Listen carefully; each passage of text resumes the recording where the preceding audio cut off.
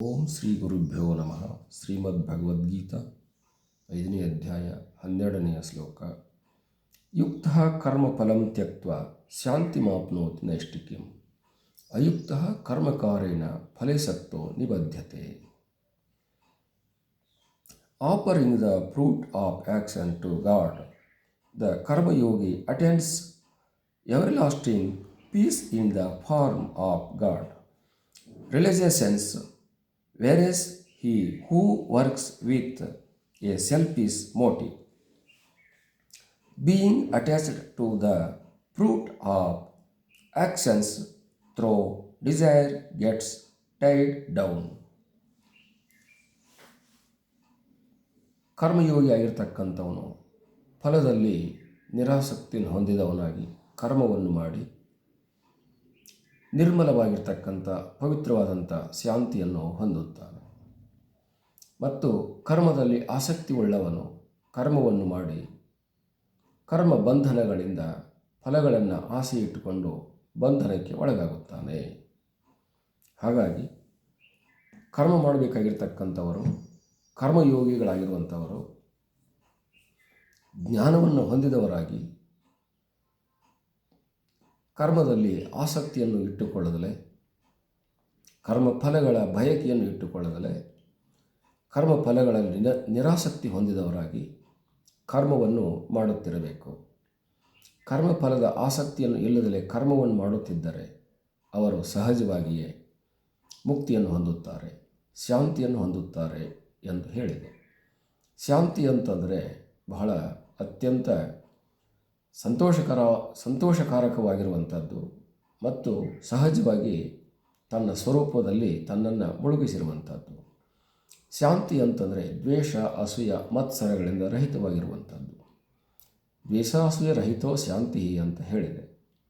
ಶಾಂತಿ ಅಂತಂದರೆ ಯಾವಾಗಲೂ ಕೂಡ ಅದು ದುಃಖವನ್ನು ಎಲ್ಲಿಯೂ ತೋರುಗೊಡೋದಿಲ್ಲ, ದುಃಖವನ್ನು ಹತ್ತಿರಕ್ಕೆ ಬರುವುದಕ್ಕೂ ಅವಕಾಶ ಕೊಡೋದಿಲ್ಲ. ಶಾಂತಿ ಅನ್ನುವಂಥದ್ದು ತ್ರಿವಿಧಾತ್ಮಕವಾಗಿ ಹೇಳಲ್ಪಟ್ಟಿದೆ. ಆದಿಭೌತಿಕ, ಆದಿದೈವಿಕ, ಆಧ್ಯಾತ್ಮಿಕ ಅಂತ 3 ರೀತಿಯಾಗಿರ್ತಕ್ಕಂಥ ಬಾಧೆಗಳು, ದುಃಖಗಳು ಮನುಷ್ಯನಿಗೆ ಜನ್ಮತಃ ಬಂದಿರತಕ್ಕಂಥವುಗಳು, ತಾಪತ್ರಯಗಳು ಎಂದು ಇವುಗಳನ್ನು ಕರೆಯಲಾಗಿದೆ.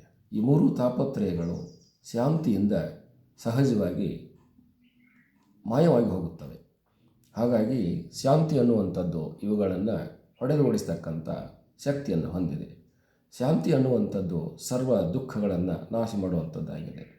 ಶಾಂತಿ ಅನ್ನುವಂಥದ್ದು ಸರ್ವ ಸುಖಗಳನ್ನು ಕೊಡುವಂಥದ್ದಾಗಿದೆ. ಶಾಂತಿಯಲ್ಲಿ ಕ್ಲೇಶ ಇಲ್ಲ, ಮತ್ಸರ ಇಲ್ಲ. ಶಾಂತಿಯಲ್ಲಿ ದ್ವೇಷ ಇಲ್ಲ, ಅಸೂಯೆ ಇಲ್ಲ. ಶಾಂತಿಯಲ್ಲಿ ಆಸೆ ಇಲ್ಲ, ಆಕಾಂಕ್ಷೆಗಳಿಲ್ಲ. ಶಾಂತಿಯಲ್ಲಿ ಮತ್ತೊಂದು ವಿಷಯಗಳ ತೋರುವಂಥ ಅವಶ್ಯಕತೆ ಇರೋದಿಲ್ಲ. ಶಾಂತಿಯಲ್ಲಿ ಶಬ್ದವಾಗಲಿ, ಸ್ಪರ್ಶವಾಗಲಿ, ರೂಪವಾಗಲಿ, ರಸವಾಗಲಿ, ಗಂಧವಾಗಲಿ ಮೊದಲಾಗಿರ್ತಕ್ಕಂಥ ಪಂಚ ವಿಷಯಗಳ ಲೇಪವೂ ಕೂಡ ಇರುವುದಿಲ್ಲ. ಪಂಚ ವಿಷಯಗಳಿಂದಲೂ ಕೂಡ ರಹಿತವಾಗಿರುವಂಥದ್ದು ಶಾಂತಿಯಾಗಿದೆ. ಸದಾ ಸಂತೋಷವನ್ನು ಉಂಟು ಮಾಡುವಂಥದ್ದು ಶಾಂತಿಯಾಗಿದೆ. ಅಂತಹ ನೈಷ್ಠಿಕವಾಗಿರ್ತಕ್ಕಂಥ ಶಾಂತಿಯನ್ನು ಕರ್ಮಯೋಗಿಯಾಗಿರ್ತಕ್ಕಂಥವನು ಫಲಾಸಕ್ತಿ ಇಲ್ಲದಲೇ ಆ ಸಹಜ ಸ್ಥಿತಿಯನ್ನು ಹೊಂದುತ್ತಾನೆ. ಶಾಂತಿ ಅನ್ನುವಂಥದ್ದು ತುಂಬಿ ಹರಿಯುತ್ತಿರತಕ್ಕಂಥ ನದಿಯು ಹೇಗೆ ಶಬ್ದವಿಲ್ಲದಲೇ, ಸೆಳವುಗಳಿಲ್ಲದಲೇ ಸಹಜವಾಗಿ ಹರಿದುಕೊಂಡು ಹೋಗಿ ಸಮುದ್ರವನ್ನು ಮುಟ್ಟುತ್ತದೆಯೋ ಹಾಗೆ ಅದಕ್ಕೆ ಆಪೂರ್ಯಮಾನಂ ಅಚಲ ಪ್ರತಿಷ್ಠಂ ಎಂದು ಹೇಳಿದೆ. ಅಚಲವಾಗಿರ್ತಕ್ಕಂಥ ಅದು ಎಲ್ಲಿಯೂ ಕೂಡ ಇನ್ನೊಂದನ್ನು ದ್ವಂದ್ವಕ್ಕೆ ಒಳಗಾಗಿಸದಲೇ, ಇನ್ನೊಂದನ್ನು ನಾಶ ಮಾಡದಲೇ ಸಹಜವಾಗಿ ಅಚಲ ಪ್ರತಿಷ್ಠವಾಗಿರತಕ್ಕಂಥ ನದಿ ಹೇಗಿರುತ್ತದೆಯೋ ಹಾಗೆ ಈತನು ಇರುತ್ತಾನೆ. ಶಾಂತಿಯಲ್ಲಿ ಯಾವ ದುಃಖಗಳಾಗಲಿ, ಕೊರತೆಗಳಾಗಲಿ ಮತ್ತು ಲವಲೇಶಗಳಾಗಲಿ, ಇನ್ನೊಂದನ್ನು ಪಡೆಯುವುದಾಗಲಿ, ಇನ್ನೊಂದನ್ನು ಬಿಡುವುದಾಗಲಿ, ಇನ್ನೊಂದನ್ನು ಹಿಡಿಯುವುದಾಗಲಿ ಇವ್ಯಾವು ಇರುವುದಿಲ್ಲ. ಹಿಡಿಯುವುದು, ಪಡೆಯುವುದು, ಬಿಡುವುದು ಇವೆ 3 ಕೂಡ ಶಾಂತಿಯಲ್ಲಿ ಇರೋದಿಲ್ಲ. ಈ 3ಗಳಿಂದ ಇಲ್ಲದಿರತಕ್ಕಂಥ ಸ್ಥಿತಿಯೇ ಶಾಂತಿಯಾಗಿದೆ. ಕರ್ಮಯೋಗಿ ಆಗಿರ್ತಕ್ಕಂಥವನು ಈ ರೀತಿಯಾಗಿರುವಂಥ ಶಾಂತಿಯನ್ನು ಹೊಂದಿ ಆತನು ಸರ್ವಸುಖಿಯಾಗುತ್ತಾನೆ. ಅದಕ್ಕಾಗಿ ಫಲದಲ್ಲಿ ಆಸಕ್ತಿಯನ್ನು ಇಟ್ಟುಕೊಳ್ಳದಲೇ ಕರ್ಮಗಳನ್ನು ಮಾಡಿ ಶಾಂತಿಯನ್ನು ಹೊಂದುತ್ತಾನೆ ಕರ್ಮಯೋಗಿ. ಫಲಾಸಕ್ತಿಯಿಂದ ಕರ್ಮವನ್ನು ಮಾಡಿ ಕರ್ಮಿಯು ಬಂಧನಕ್ಕೆ ಒಳಗಾಗುತ್ತಾನೆ. ಶಾಂತಿಯನ್ನು ಹೊಂದಿರತಕ್ಕಂಥವನನ್ನು ಬಂಧನದಲ್ಲಿ ಇಡುವಂಥದ್ದು ಯಾರಿಗೂ ಸಾಧ್ಯವಿಲ್ಲ.